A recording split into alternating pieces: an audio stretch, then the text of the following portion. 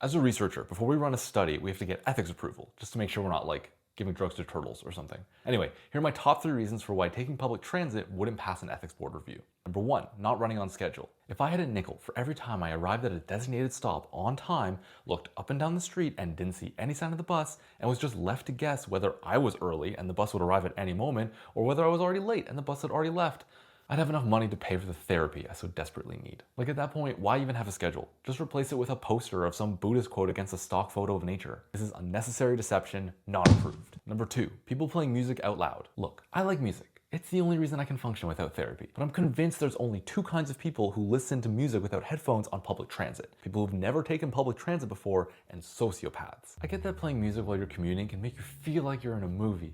But when you're playing music out loud on public transit, it's a horror movie. Every time. Like it's never good music either, you know what I mean?